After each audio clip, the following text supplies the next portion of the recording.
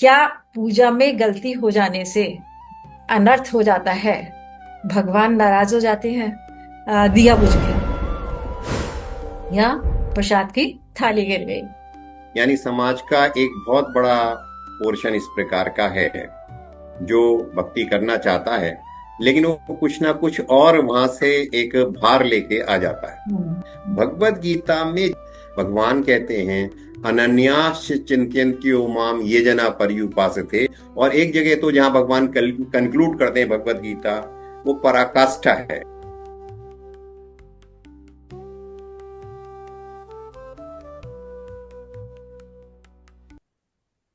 नमस्कार। आप सभी का हार्दिक स्वागत है हमारे podcast spiritual counselling with Geeta में। इस पॉडकास्ट में प्रत्येक एपिसोड में हम सामान्य जीवन की एक समस्या को समाधान भगवत गीता के माध्यम से जानेंगे। और इसके लिए हमारे साथ जुड़े हैं डॉक्टर अजय अग्रवाल। डॉक्टर अजय अग्रवाल गणित के प्रोफेसर, स्पिरिचुअल काउंसलर और गीता के मर्मज्ञ हैं।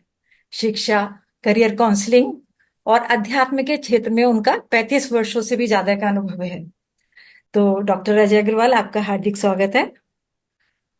धन्यवाद। और सभी को हरे कृष्ण। आज के इस एपिसोड में हमारा आज का प्रश्न है कि क्या पूजा में गलती हो जाने से अनर्थ हो जाता है? भगवान नाराज हो जाते हैं?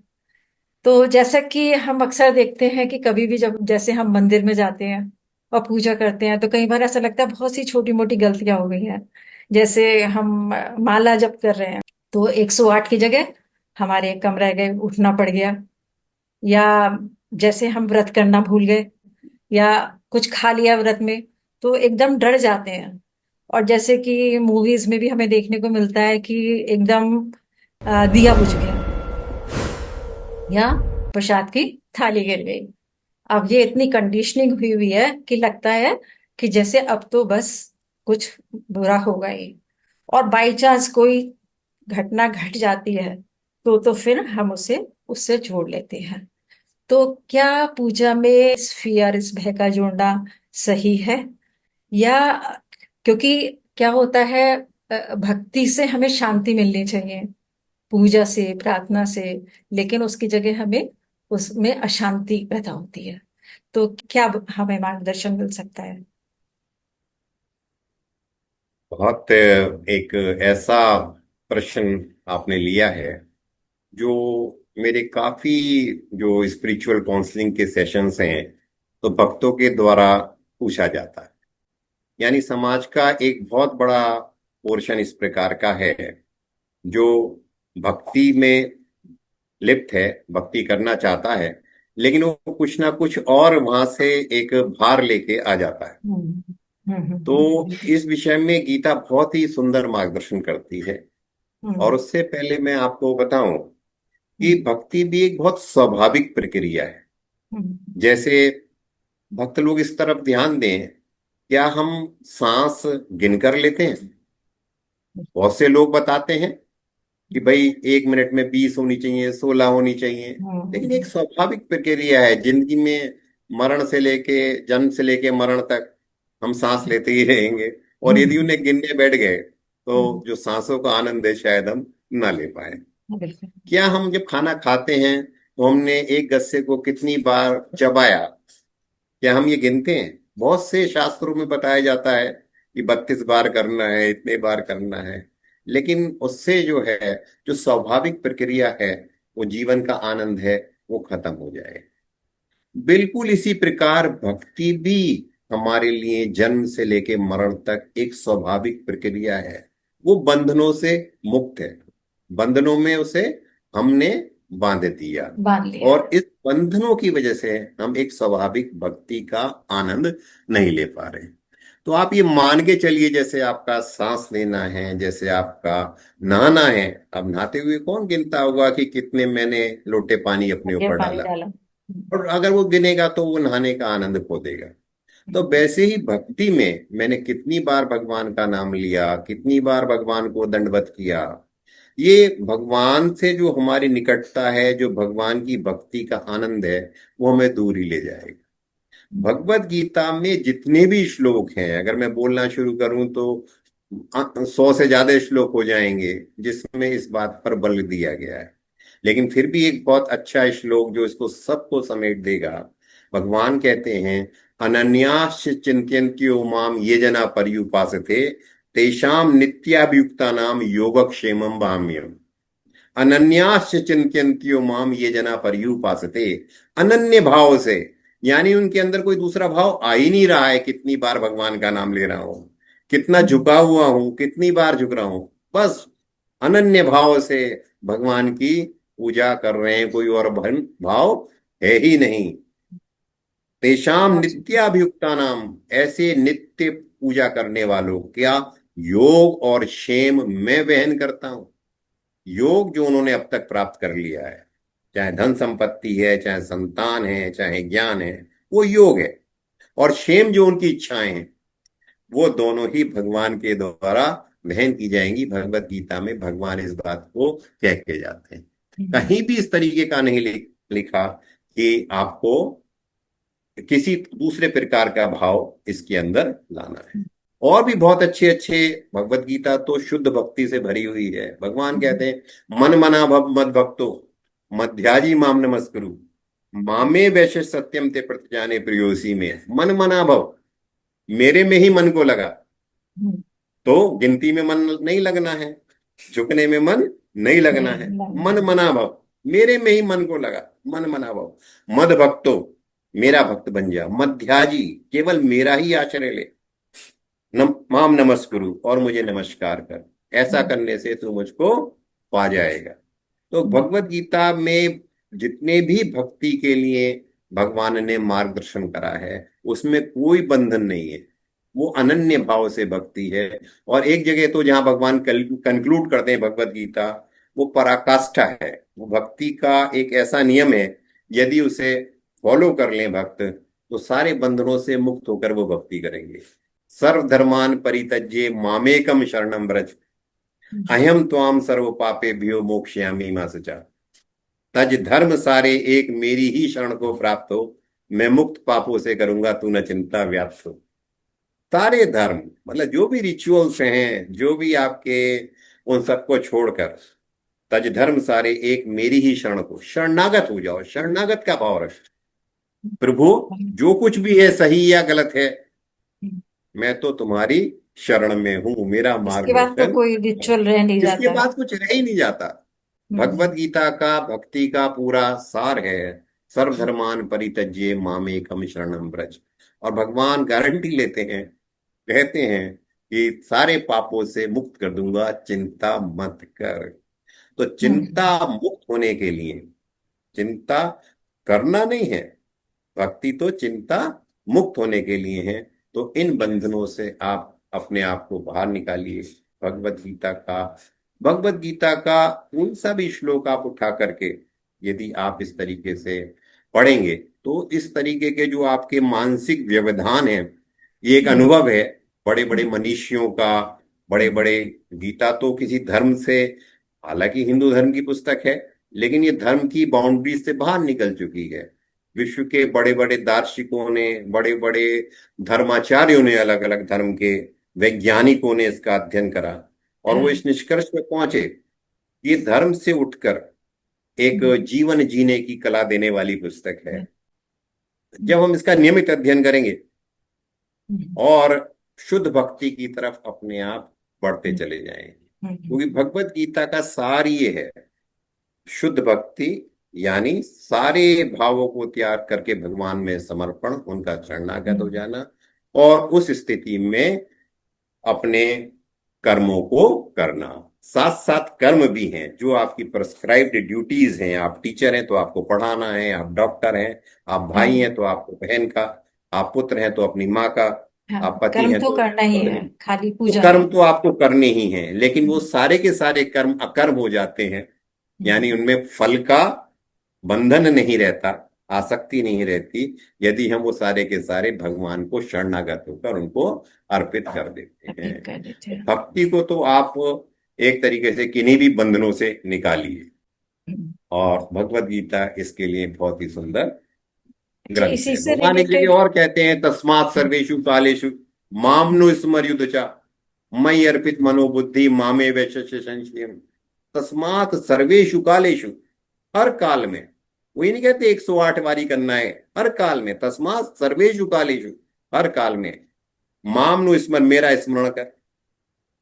यानी 24 घंटे, 24x7, हर समय मेरा स्मरण कर। माम और युद्ध चा, पर मेरा ही स्मरण ना करता रहे, साथ साथ दूसरा काम आपको क्या करना है, युद्ध भी करना है। अर्जुन से कह रहे हैं। तो अर्जुन का धर्म युद्ध है।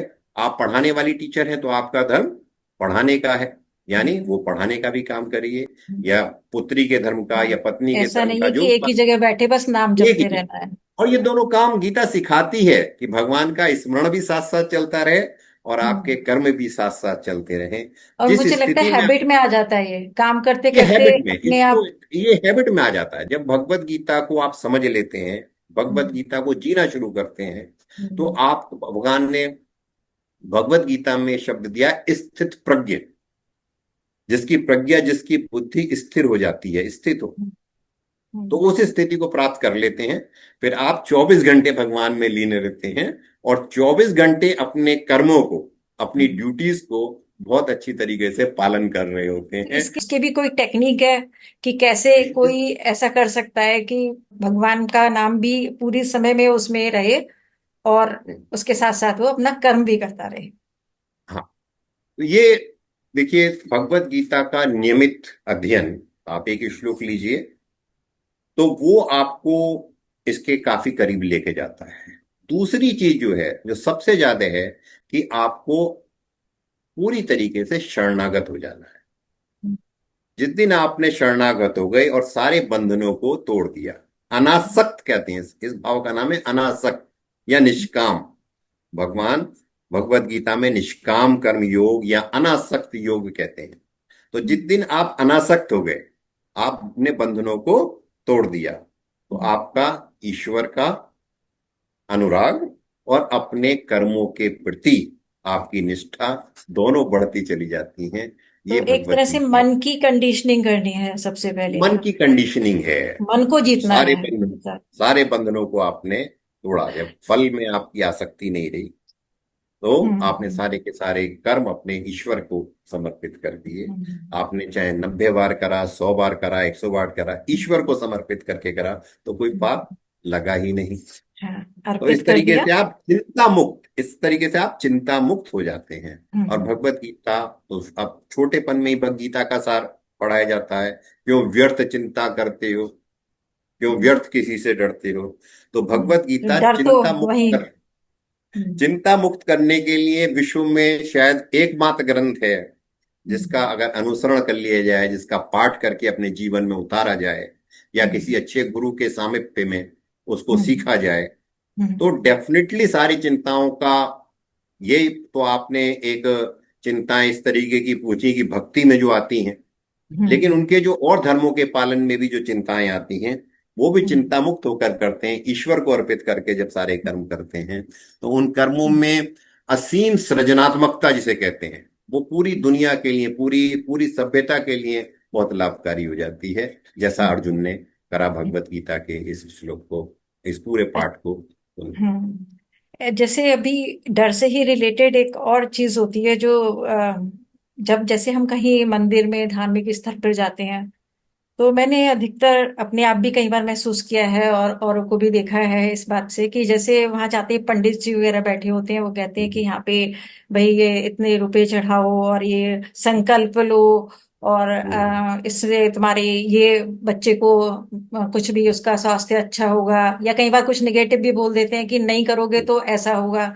तो क्या आता है, जब परिवार की बात आती है या बच्चों की बात आती है, तो हम बहुत हाँ, नहीं कर पाते, तो बहुत परेशान हो जाते हैं। तो जो भय ये आता है भी मन में। आपने मतलब दूसरा बहुत ज्वलंत प्रश्न उठाया है, और बहुत से साधक इस को बार बार पूछते हैं और इससे निकलना चाहते हैं। देखिए, भगवान भगवत गीता में जो कहते हैं, पत्रम पुष्पम फलम त्वयं, यानी एक पत्ते, एक पुष्प, एक फल, या एक पानी से, एक पानी से भी। जल से, मेरा मैं खुश हो जाता हूं, ये मुझे अर्पित करो अनन्य भाव से। है ना। तो कहीं भी इस तरीके का नहीं है। दूसरा, भगवत गीता में जब भक्ति की बात करी गई है, तो उसमें, वहां पहले भी मैंने रेफरेंस दिया, योगक्षेमम वहाम्यम, सारे हम्म। योग और क्षेम की रक्षा भगवान करते हैं, यदि हम्म। अनन्य भाव से। उसमें कोई बंधन नहीं है। तो हम्म। बिल्कुल भक्तों को इस बात को निकाल देना चाहिए कि किसी भी तरीके के डर से, किसी भी तरीके के डर से वो कोई भी किसी भी तरीके का बंधन नहीं बांध रहे हैं। हाँ, दूसरी बात यहाँ एक ध्यान रखना चाहिए कि जो हमारे पूजा स्थल हैं, मंदिर हैं, या कोई और भी हैं, वो एक सामाजिक संस्थाएं हैं। तो एक शब्द आता है हमारे यहाँ, दान। तो दान, दान की भी भगवत गीता में काफी प्रशंसा की गई है, लेकिन दान किसी बंधन से नहीं है। तो भगवत गीता की अध्याय 18 में भगवान ने उसे तामसी कहा है। जहां आपने कहा कि मैं, मेरे अच्छे नंबर आ जाए, इतना दान दूंगा, तो वो तामसी हो गया, और उसके फल अलग हैं। तो हमें पूरी तरीके से फल उसके भी सात्विक हैं। दान करना, निष्काम भाव से, बिना किसी फल की इच्छा के। हम केवल सामाजिक सामाजिक संस्थाओं को चलाना भी हमारा दायित्व है। तो अपनी क्षमताओं के हिसाब से, बिना किसी आशा के कि अगर मैं ऐसा नहीं करूंगा तो मेरे साथ ये हो जाएगा, या ऐसा करूंगा तो मेरा ये अभिष्ट सिद्ध हो जाएगा, इन सबको हटा करके शुद्ध भाव से सामाजिक संस्थाओं को दान दें, जिससे वहां पे नियमित, जो कहीं लंगर होता है, कहीं भगवान का प्रसाद होता है, कहीं भगवान की सेवाएं होती हैं, तो वो भी सेवा चलती रहे। करते हैं। लेकिन उसमें हमारा कोई स्वार्थ नहीं है। स्वार्थ होते ही वो तामसी दान हो जाता है। दान की बहुत विस्तृत विवेचना भगवान ने भगवत गीता के, भगवत गीता एक ऐसी पुस्तक है जिसमें सारे प्रश्नों के उत्तर मिलेंगे, है। तो आपका जो दान वाला है, वो हम जो भी कुछ दे रहे हैं, क्योंकि सामाजिक कर्तव्यों के निर्वहन के लिए दान तो करना ही पड़ेगा, और अपनी क्षमता के हिसाब से करना लेकिन पड़ेगा। कोई लेकिन आपकी क्षमता उसमें से कोई भी अधिक हमारा स्वार्थ, मांगता है। स्वार्थ स्वार्थ या डर हमारा नहीं होना हाँ, चाहिए। नहीं होना स्वार्थ चाहिए। और डर से उठकर हाँ, अपनी क्षमता के अपनी हिसाब से स्वेच्छा से जो हम अपनी करते स्वेच्छा हैं, से, कभी अपनी कोई कहता भी है सामर्थ्य। तो उसको, कभी कोई आपको डराता भी है, तो आप ना हाँ, डरें, क्योंकि ना आपकी डरे। ईश्वर में अनन्य भक्ति है। बिल्कुल क्लियर कर, लिखा हुआ है ये। हाँ। बिल्कुल, योग क्षेम मेरा कौन वहन कर रहा है? मेरा योग क्षेम तो कृष्णा ही वहन कर रहा है। हरे कृष्णा कृष्णा कृष्णा हरे हरे, हरे राम राम राम हरे हरे। तो सब कुछ जब आप कृष्ण के ऊपर डाल देते हैं, सब कुछ अपने ईश्वर के ऊपर छोड़ देते हैं, तो फिर इस तरीके के डर हट जाते हैं। तो फिर जब हम जो कुछ भी दान कर रहे हैं, वो अपने सामाजिक कर्तव्यों के निर्वहन के लिए कर रहे हैं, ना कि अपने किसी स्वार्थ सिद्धि के लिए, या अपने किसी डर को दूर करने के लिए। और उसका फल निश्चय ही बहुत अच्छा होगा, ऐसा भगवत गीता कहते हैं। तो गीता ही बताती है कि हमें भय से मुक्त होकर अपनी पूजा पाठ को करना चाहिए और बहुत अपनी मानसिक शांति बनाए रखनी चाहिए। तो बहुत बहुत धन्यवाद डॉक्टर अग्रवाल आपका। और अब मिलते हैं अगले एपिसोड में एक नए प्रश्न के साथ, गीता आधारित, जिसका समाधान करेंगे डॉक्टर अजय अग्रवाल। और आपको यदि ये पॉडकास्ट उपयोगी लगा हो तो इसे सब्सक्राइब करें। और आपके मन में यदि कोई ऐसा प्रश्न है जिसका उत्तर आप गीता के माध्यम से चाहते हैं, तो वो कमेंट बॉक्स में लिखें और उसको हम आगे अपनी नेक्स्ट एपिसोड में शामिल करेंगे। धन्यवाद। हरे कृष्ण। हरे कृष्ण।